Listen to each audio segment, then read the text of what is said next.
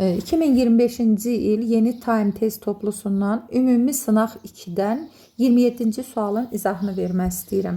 Sualda deyilir ki, dişi ilanın yumurtalığının yetişmə zonasına daxil olan hüceyrələrin sayı erkəklərdə toxumluğun yetişmə zonasına daxil olan hüceyrələrin sayından 10 dəfə çoxdur. Əgər 32 qamet əmələ gəlibsə, minimum neçə yönəldici cisimcik Y xromosomu daşıyar? Əvvəlcə biz bilməliyik ki, erkəklərdə başlanğıc hüceyrənin sayı nə qədər olmuşdur?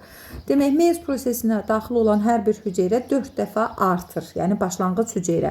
Bu zaman biz 32-ni 4-ə bölməliyik ki, başlanğıc hüceyrənin sayını tapaq. Tapdıq ki, erkəklərdə başlanğıc hüceyrə 8 imiş və məsələ şərti deyir ki, yumurtalığın yetişmə zonasına daxil olan bu hüceyrələrdən 10 dəfə çoxdur.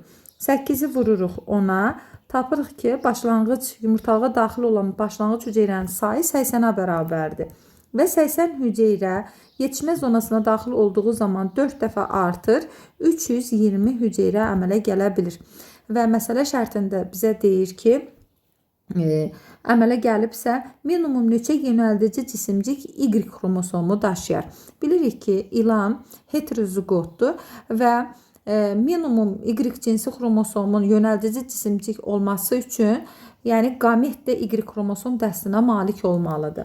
Bu 320 hüceyrədən 80-i qametdir və Y xromosomu daşımalıdır. 80-i Y xromosomu daşıyan yönəldici cisimdir. Demək, burada isə 80-80 hər ikisi X olduğu üçün 160-ı isə yönəldici cisimciklər X xromosomu daşıyır. Bizdən isə minimum Y xromosomu istədiyi üçün minimum Y xromosomu daşıyan yönəldici cisimciyin sayı 80-ə bərabərdir. Yəni, doğru cavabımız olur A variantı.